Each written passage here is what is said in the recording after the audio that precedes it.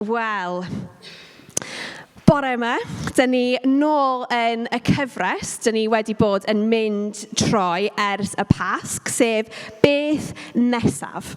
Ac yn ystod yr wythnosau diwetha ers y Pasg, dyn ni wedi bod yn dilyn y digwyddiadau wedi'r Pasg, wedi yr atgyfodiad. Ac roedd atgyfodiad Iesu yn uchafbwynt fel rhan o gynllun Duw i'r byd, ond doedd o ddim diwedd y stori. A felly i ni heddiw, dyn ni wedi bod yn clywed a dyn ni wedi bod yn ystyried rai o'r hanesion yma a tystiolaethau yma dros yr wythnosau diwetha. Ac yn meddwl am cystyried be mae hynny yn golygu i ni, yn goleuni yr atgyfodiad. Yn goleuni yr atgyfodiad o Iesu Grist oedd wedi newid popeth. Ac roedd y canlyniad o'r atgyfodiad wedi cael effaith i'r disgyblion a'r pobl ar y pryd, ond hefyd mynd yn bellach i ni gyd heddiw, fel dilynwyr Iesu Grist yn y byd heddiw. A fel o'n i dweud, ni wedi bod yn edrych ar rhai o'r hanesion yma lle roedd Iesu wedi dangos ei hun, ymddangos i'r disgyblion a pobl eraill ar ôl yr atgyfodiad, yn dangos ei fod yn fyw. Ac oherwydd hynny, mae pethau wedi newid. Ac heddiw, dyn ni'n mynd i canolbwyntio ar y ddarn sydd yn dod ar diwedd yr Efengyl Mathew. Ac mae'n darn sydd yn reit arwyddocaol i ddeud y gwir. So mae cyfnod o ryw 40 diwrnod wedi bod ers yr atgyfodiad, ac roedd hi bron yn amser i Iesu mynd yn ôl at ei thad yn y nefoedd. Ac yn yr hanes dyn ni'n mynd i edrych ar bore yma, dyn ni'n gweld bod Iesu yn casglu ei ddisgyblion at ei gilydd. Ac yn wneud hynny, mae'n rhannu rhywbeth gyda nhw. Mae'n rhannu rhywbeth bwysig iddyn nhw. Mae'n comisiynu nhw gyda gwaith i wneud. Gwaith i basio ymlaen iddyn nhw i parhau gyda ar y ddaear. Felly, dyn ni'n ffindio'r hanes yn Mathew 28, reit ar diwedd yr Efengyl. Dyma'r 11 disgybl yn mynd i Galilea, i'r mynydd lle roedd Iesu wedi dweud wrthyn nhw am fynd. Pan welon nhw Iesu, dyma nhw'n ei addoli, ond oedd gan rhai amheuon. Wedyn dyma Iesu yn mynd at nhw ac yn dweud, dwi wedi cael awdurdod llwyr i rheoli popeth yn y nefoedd ac ar y ddaear. Felly ewch i wneud pobl o bob gwlad yn ddisgyblion i mi, a'i bedyddio nhw fel arroedd eu bod nhw wedi dod i perthynas â'r tad, a'r mab, a'r ysbryd glân. A dysgwch nhw i wneud popeth dwi wedi ddweud wrthoch chi. Gallwch chi fod yn siŵr y byddai gyda chi bob amser, nes bydd diwedd y byd wedi dod. Nawr, dwi'n cofio pan o'n i dal yn yr ysgol, oedd un o'm hoff atgoffion a'r pethau yn digwydd yn yr ysgol, oedd pan oedd un o'r athrawon yn cyhoeddi, oedd ganddyn nhw neges oedd nhw eisiau rhoi i rywun arall yn yr ysgol. A bydden nhw'n dewis rywun i fynd ar neges yna i'r person arall yn yr ysgol. A so pawb eisiau mynd ar neges i rywun arall yn yr ysgol, i cael allan o'r dosbarth. A dwi'n cofio ambell i dro pan o'n i'n cael yn dewis i fynd ar neges yma i athrawon eraill neu rywun arall yn yr ysgol. Am fraint. Am fraint oedd o cyfrifoldeb i mynd ar neges yna i rywun arall. Yn gyntaf i cael yn dewis allan o bawb i fynd ar neges yna. Ond hefyd cael gadael y gwers, canol y gwers. Amazing. Ond dwi'n cofio sy'n ni'n cerdded rownd yr ysgol fel, petai ni'n cario rhyw neges really bwysig, yn cerdded efo bach o air of importance, mae'n siŵr, rownd yr ysgol yn mynd ar neges yma. A wedyn, cofio curo ar y drws wedyn pan chi'n cyrraedd lle bynnag oeddech chi gorfod mynd, ac yn teimlo'n bwysig iawn yn rhannu'r neges yma gyda'r person yna. Yn teimlo mod i wedi chwarae'n rhan i yn y gwaith o fynd ar neges yna i'r person iawn. Ac mae yna rhywbeth yn does pan mae rhywun yn rhoi tasg fel hynna neu cyfrifoldeb fel hynna i chi.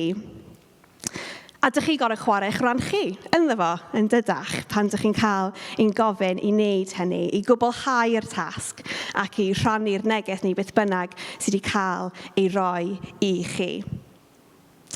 Ac yn yr hanes dyn ni newydd darllen yn fan hyn, dyn ni'n gweld Iesu yn rhoi tasg neu comisiwn, fel dyn ni'n galw fo, ar gyfer yr amser pryd na fydde Iesu ar y ddaear rhagor.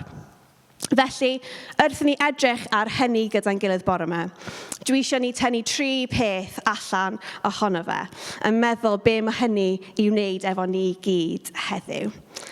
So 3 peth ydy, yn gyntaf, y dasg o'r comisiwn. Beth ydy'r dasg mae Iesu yn ei rhoi? Yn ail, y pobl. Pwy ydy'r pobl mae Iesu yn comisiynu?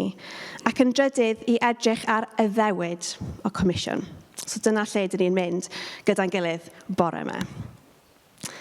So yn yr 2 mlynedd cyn i farwolaeth ac atgyfodiad Iesu, roedd Iesu wedi bod yn mynd o gwmpas ac yn gyhoeddi teyrnas Duw i'r pobl. Yn dysgu y gwerthoedd o teyrnas Duw i'r byd a'r pobl yn gwmpas. Roedd Iesu yn byw allan y gwerthoedd o deyrnas Duw. Roedd Iesu yn caru pobl mewn ffordd radical, mewn ffordd fawr. Roedd yn iechau pobl. Roedd yn ryddhau pobl o ddioddefaint. Roedd Iesu yn dangos iddyn nhw bod yna ffordd arall i fyw. Ffordd oedd yn arwain i fywyd. Bywyd oedd yn llawn maddeuant, llawn rhyddid, llawn cariad a llawn gobaith. Bywyd mewn perthynas gyda Duw y Tad. A dyna nath arwain Iesu at y groes. Dyna nath arwain fo at y groes. A throi ei farwolaeth a wedyn yr atgyfodiad, roedd y ffordd yma o fyw ar gael i bawb. A dyna ydy teyrnas Duw. Dyna ydy'r newyddion da ar y Efengil yn dydy. Trwy bywyd ac aberth Iesu Grist, mae'r ffordd wedi cael ei wneud i ni profi y bywyd yma. Ond doedd Iesu ddim yn mynd i fod ar y byd am llawer mwy ar ôl ei atgyfodiad. Felly roedd hi'n amser i Iesu pasio'r dasg yma o rhannu'r newyddion da gyda grŵp o bobl oedd yn gallu mynd â hynna ymlaen. Oedd yn gallu codi'r baton fel petai a fynd ar neges yn bellach i gyrraedd mwy o bobl gyda'r newyddion da ac yn gweld teyrnas Duw yn tyfu ac yn lledaenu. Ond beth oedd y dasg oedd Iesu wedi rhoi? Beth oedd y comisiwn oedd Iesu wedi rhoi? Sut oedden nhw i fod i fynd ati i rhannu y newyddion da? Wel, dyn ni wedi clywed yn dydam. Ewch i wneud bobl o bob gwlad yn ddisgyblion i mi, a'i bedyddio nhw fel arwydd a'i bod nhw wedi dod i berthynas a'r Tad, a'r Mab, a'r Ysbryd Glân. A dysgwch nhw i wneud popeth dwi wedi ddweud wrthoch chi. Dyna ydy'r gorchymyn gyntaf a bwysicaf yn y comisiwn. Ewch i wneud bobl o bob gwlad yn ddisgyblion i mi. I wneud disgyblion. Yn Saesneg, dyn ni'n defnyddio'r gair disciple yn dydan. Therefore, go and make disciples. Ond i ni yn y Gymraeg, mae'r gair yn gallu bod yn fwy defnyddiol mewn ffordd i helpu ni deall beth yn union mae o'n golygu i fod yn ddisgybl. Achos mae siŵr i lot fawr ohono ni yn clywed y gair disgybl, mae'n meddyliau ni yn mynd nôl i feddwl am bod yn ddisgybl yn yr ysgol, efallai. A be ydych chi'n neud fel disgybl yn yr ysgol? Wel, ydych chi'n mynd i'r ysgol yn dydach, neu coleg, neu prifysgol, a ydych chi'n mynd yna ac dych chi'n dysgu yn dydach. Dych chi'n dysgu gwybodaeth a sgiliau, yn cael profiadau gwahanol o bob math o bethau, sydd yn paratoi chi wedyn ar gyfer bywyd chi, yn dydan. I paratoi chi ar gyfer cychwyn gyrfa a bod yn y byd o weithio a jyst bywyd yn cyffredinol. Ac yn y Testament Newydd, byddai'r term disgybl hefyd yn cyfarwydd iawn i'r pobl.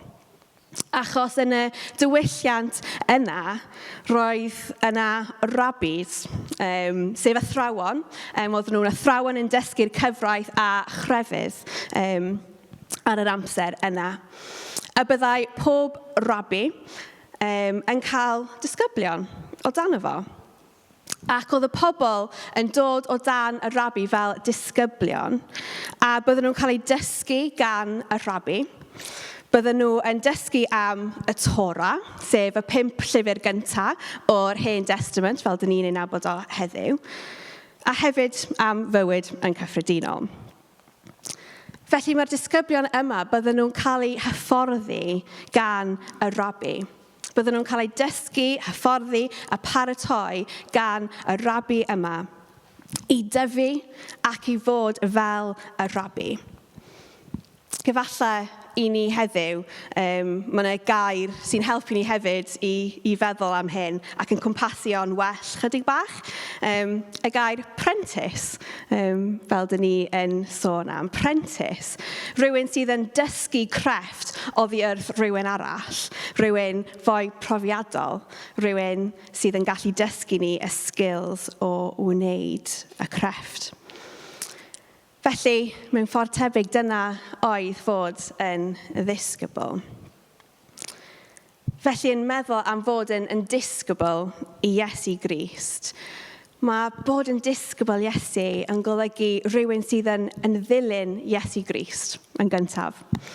Mae'n golygu rhywun sydd wedi derbyn y newyddion da, sydd wedi derbyn y bywyd newydd sydd ar gael ynddo fe a troeddo fe, troi farwolaeth ac atgyfodiad. A fel disgybl iddo fo, dyn ni'n ceisio treulio amser gyda fe, i ddysgu ganddo fe, i tyfu i fod yn fwy fel Iesu. Mwyn i ni fod yn pobl sydd yn cynrychioli y newyddion da, i cynrychioli Iesu i'r byd o'n gwmpas ni, i'r pobl sydd o'n gwmpas ni yn ein cymdeithas a chymuned ni heddiw. Mae yna quote gan yr awdur John Mark Comer, methu sôn am discipleship, heb sôn am John Mark Comer, sy'n deud hyn. To follow Jesus meant to walk alongside him in a posture of listening, learning, observation, obedience, and imitation. Yn fras, 3 point. Be with Jesus, become like him, do as he did. Be with Jesus, become like him, do as he did. Dyna di bod yn ddisgybl i Iesu Grist. Ond yn y comisiwn dyn ni wedi clywed bore yma, doedd y comisiwn ddim jyst i fod yn ddisgyblion, ond i wneud disgyblion. Ewch i wneud bobl o bob gwlad yn ddisgyblion i mi. Mae'r galwad cyntaf i bob un ohono ni i fod yn ddisgyblion i Iesu Grist ein hunan. Ond wedyn, dyn ni fod i fynd a hefyd gwneud disgyblion. I fynd a rhannu Iesu Grist, i rhannu y newyddion da, rhannu gwirionedd yr efengyl a'r atgyfodiad gyda rhai sydd o'n gwmpas ni. Y rhai sydd efallai ddim eto wedi clywed. I ddod â Iesu i'r pobl o'n gwmpas ni, ac i ddod â nhw yn agosach at yr Iesu. I ni byw ein bywyd ni yn y ffordd roedd Iesu yn byw. Llawn cariad, llawn tosturi, llawn maddeuant, cyfiawnder a gobaith. Ond hefyd i helpu pobl i dyfu yn ei dealltwriaeth o be mae'n golygu i ddilyn Iesu ac i cerdded gyda nhw ar y taith. Dyna nath Iesu efo'i disgyblion yn doedd. A dyna mae'n deud i wneud. A dysgwch nhw i wneud popeth dwi wedi ei ddweud wrthoch chi. Dychmygwch am eiliad rhas cyfnewid neu relay race. Chi'n cael tîm yn dydach o bobl sy'n cymryd rhan yn y ras relay. Mae pawb yn cymryd i le rownd y trac. A bwriad y ras ydy i pasio'r baton ymlaen i'r person nesaf, iddyn nhw pasio fo ymlaen i'r person nesaf, mwyn cyrraedd diwedd y ras. A mewn ffordd fan hyn, dyn ni'n gweld Iesu yn comisiynu y disgyblion ac yn pasio'r baton ymlaen i'r disgyblion. Doedd Iesu ddim yn mynd i fod ar y ddaear am llawer hirach iddo fo gallu parhau efo'r gwaith. Felly oedd yn pasio'r baton ymlaen iddyn nhw, yn comisiynu nhw ar gyfer y gwaith o rhannu y newyddion da a gwneud disgyblion. Ond roedd rhaid codi'r baton a mynd efo fo yn doedd. Ac dyn ni'n clywed yn yr comisiwn yma, Iesu'n sôn am yr arwydd o fod yn ddisgybl, achos dyma Iesu'n deud, ewch i wneud bobl o bob gwlad yn ddisgyblion i mi, a'i bedyddio nhw fel arwydd eu bod nhw wedi dod i perthynas a'r tad, a'r mab, a'r ysbryd glân. A dyn ni yma yng Nghaersalem yn cyffroes iawn i gael oedfa bedydd mewn cwpl o wythnosau. A mae oedfa bedydd mor arbennig yn y ffordd dyn ni'n gallu tystio a dathlu sut mae Iesu wedi bod ar waith yn bywyd rhywun. Sut mae newyddion da wedi effeithio bywyd nhw. A mae bedydd yn arwydd allanol o'r newid mewnol sydd wedi digwydd trwy Iesu Grist. Mae cael ein bedyddio yn deud ein bod ni'n perthyn i Iesu. Ein bod ni wedi derbyn maddeuant Iesu trwy'r groes, ac yn deud bod yr hen ffordd o fyw wedi marw, bod ni wedi derbyn y bywyd newydd sydd ar gael trwy atgyfodiad Iesu Grist. Ac yn arwydd ein bod ni'n bellach yn byw fel disgybl i Iesu Grist yn y byd heddiw. Wedi ymrwymo i Grist, i gerdded mewn ffordd Iesu, ac i fyw bywyd Iesu, ac i rhannu ei gariad a gwirionedd gydag eraill o'n gwmpas. Felly dyna ydy'r comisiwn dyn ni'n gweld fan hyn. I rhannu y newyddion da gydag eraill o'n gwmpas ni trwy gwneud disgyblion. Ond pwy ydy'r pobl mae Iesu yn comisiynu? Pwy ydy'r rhai mae Iesu yn comisiynu ar gyfer y tasg yma? Wel, yn mynd reit nôl i cychwyn yr adnodau dyn ni'n gweld yn dydam. Dyma'r 11 disgybl yn mynd i Galilea, i'r mynydd lle roedd Iesu wedi dweud wrthyn nhw am fynd. Dyn ni'n gweld yn fyna pwy mae Iesu yn comisiynu. Mae'n comisiynu y disgyblion yn dydy. Dyma Iesu yn casglu y disgyblion at ei gilydd mwyn comisiynu nhw yn y gwaith yma. A pwy well i roi y gwaith iddo na'r disgyblion? Ni'n gweld oedd y disgyblion yn bobl oedd wedi cael ei ddewis i fod gyda Iesu.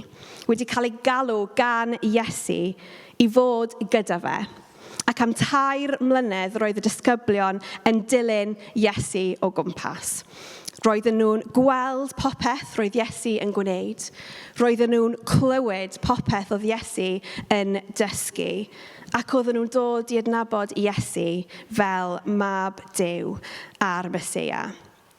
Felly pwy well i fynd ar newyddion da ac ar parhau efo'r gwaith o rhannu a gwneud disgyblion, na'r pobl oedd wedi profi first hand y newyddion da a'r effaith o'r newyddion da ar bobl a chymdeithas o gwmpas.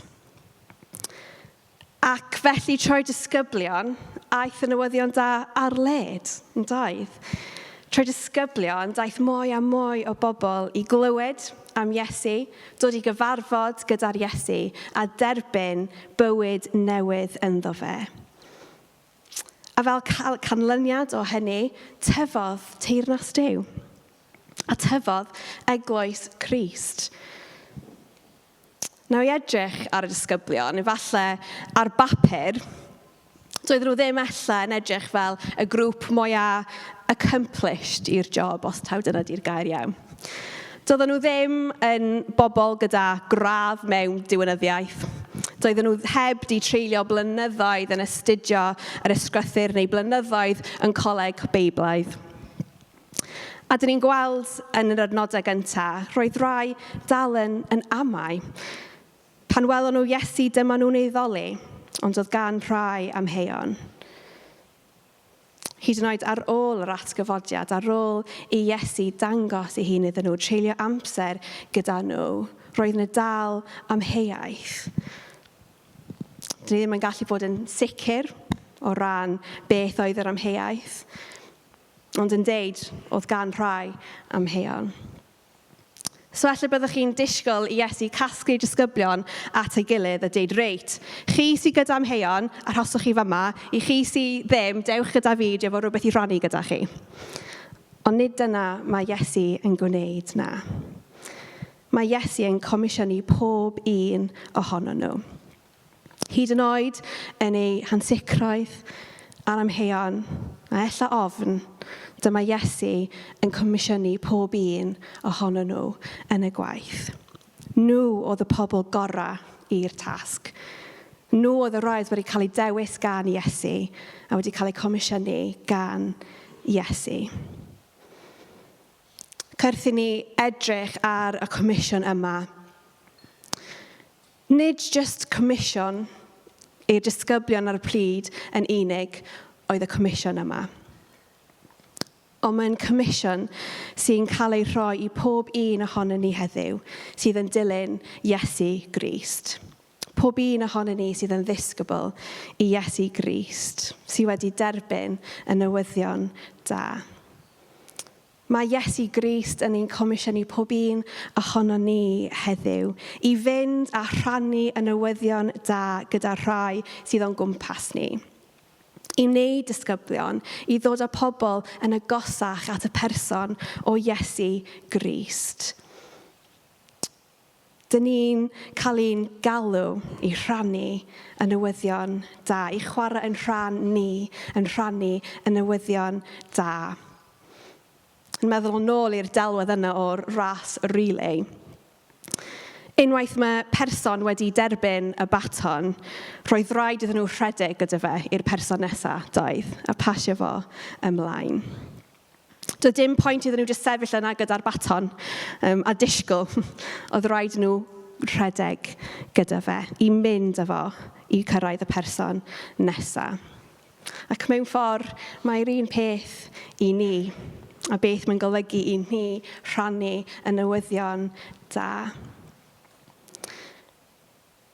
Dyn ni fod i fynd allan, i rhannu yn bywydau ni gyda'r pobl o'n gwmpas ni.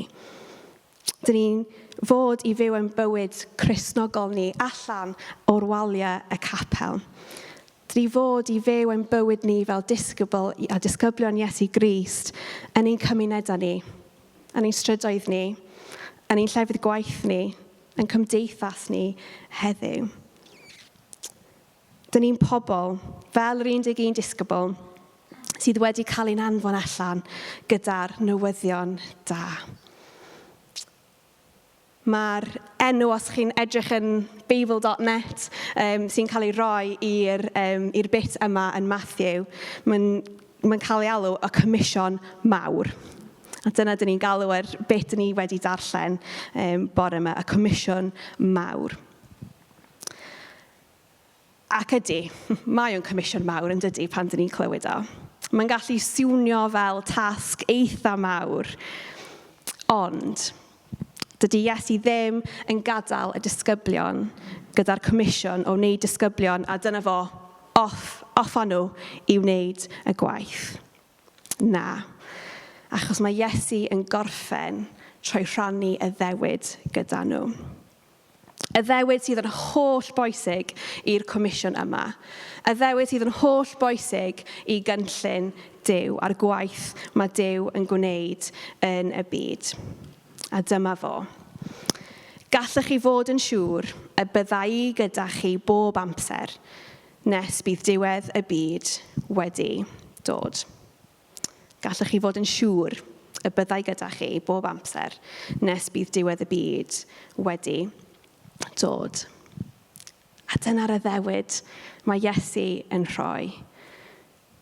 Mae Iesu yn deud, byddai yn mynd yn ôl i'r nefoedd, byddai gyda'n had yn y nefoedd, byddai ddim yn gadael chi ar eich ben eich hunan. Doedd ddim yn gadael y disgyblion ar eu pen eu hunan. Oedd yn mynd I fod gyda nhw. Nid yn gorfforol, fel oedd wedi bod, ond trwy anfon helpwr iddyn nhw, yr ysbryd glân. Presenoldeb Duw gyda ni, yn ein llenwi ni ac yn ein nerthu ni. Doedd Duw ddim yn gadael ni ar ein ben ein hun yn y tasg a'r comisiwn yma. Yn Actau, dyn ni'n darllen, ond bydd yr ysbryd glân yn disgyn arnoch chi ac yn rhoi nerth I chi ddweud amdana I wrth bawb yn Jerusalem a Judea, yn Samaria a droi'r byd I gyd. Oedd Duw mynd I fod gyda'r disgyblion. Mae Duw gyda ni heddiw trwy ysbryd glân. Y gwirionedd dydy Duw ddim ein hangen ni yn ei waith o adeiladu ei deyrnas.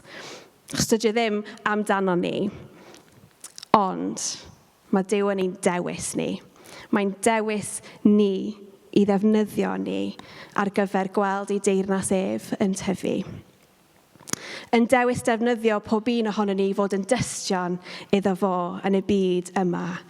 I ni byw ein bywydau fel disgyblion iddo fe.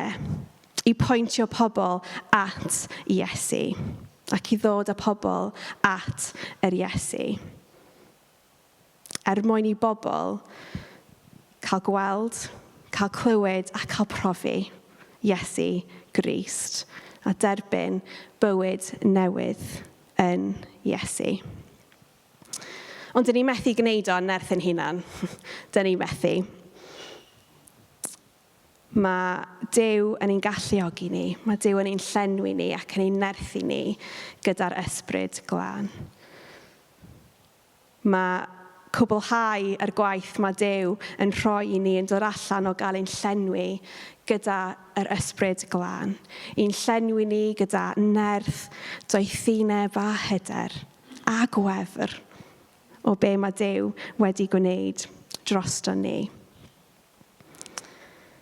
Felly, y Comisiwn Mawr. Be oedd y dasg? I fod yn bobl sydd yn rhannu'r newyddion da a gwneud disgyblion. Pwy oedd y pobl oedd Duw wedi comisiynu? Disgyblion ar y pryd, ond hefyd ni heddiw. Pob un ohono ni fel pobl Iesu Grist.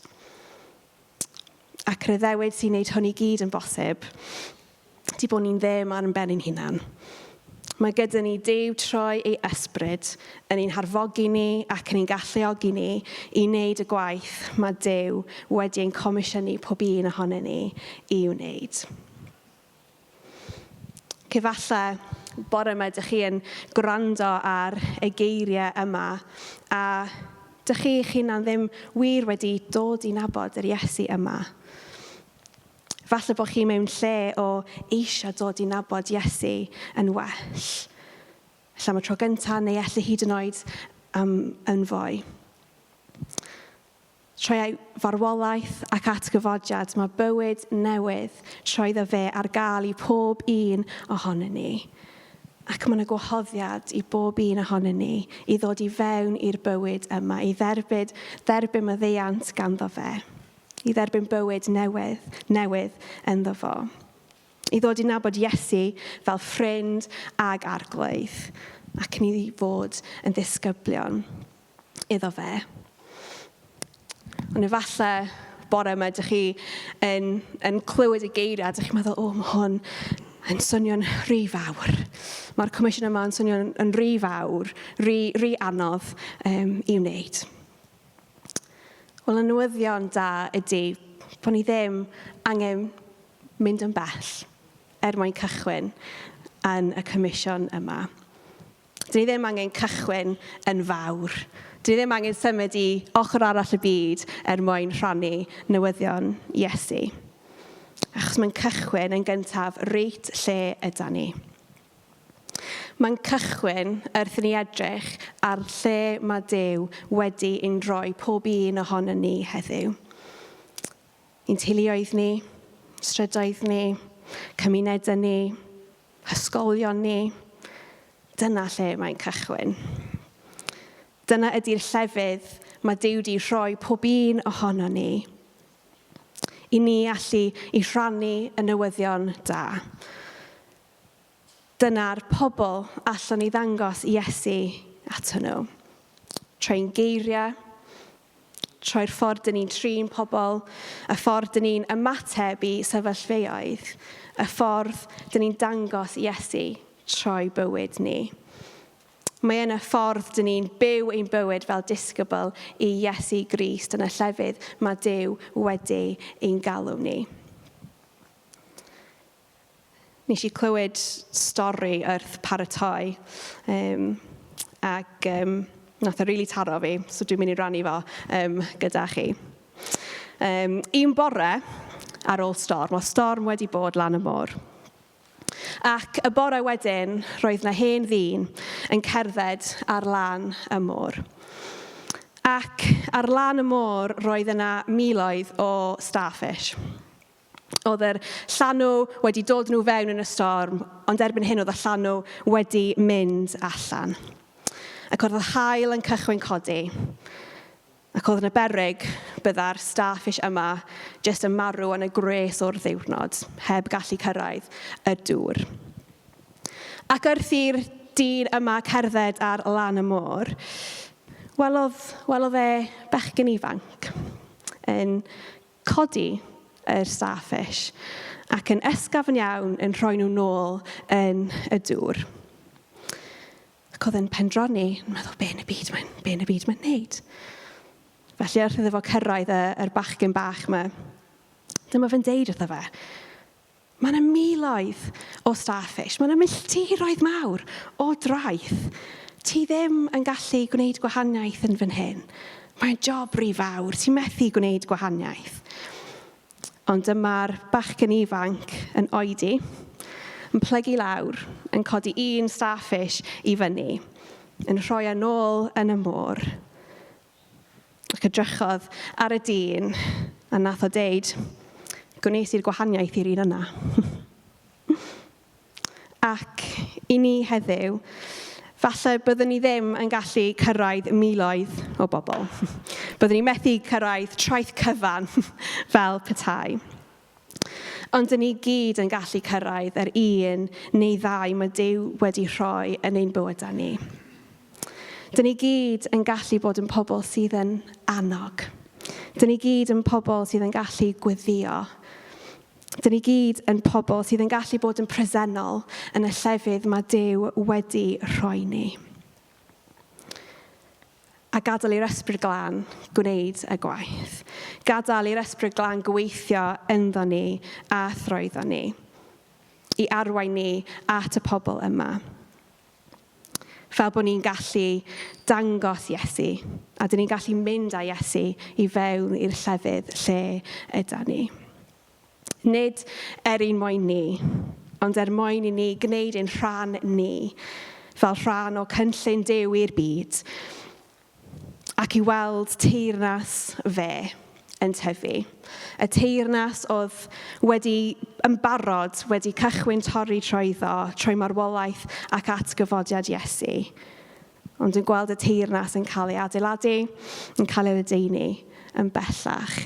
I weld mwy o bobl yn dod i profi a derbyn yn newyddion da. Wedyn dyma Iesu'n mynd ato nhw ac yn dweud, dwi wedi cael awdurdod llwyr i reoli popeth yn y nefoedd ac ar y ddaear. Felly ewch i wneud bobl o bob gwlad yn ddisgyblion i mi, a'i bedyddio nhw fel arroedd eu bod nhw wedi dod i berthynas a'r tad, a'r mab, a'r ysbryd glân. A dysgwch nhw i wneud popeth dwi wedi ei ddweud wrthoch chi. A gallwch chi fod yn siŵr byddai i gyda chi bob amser, nes bydd diwedd y byd wedi dod.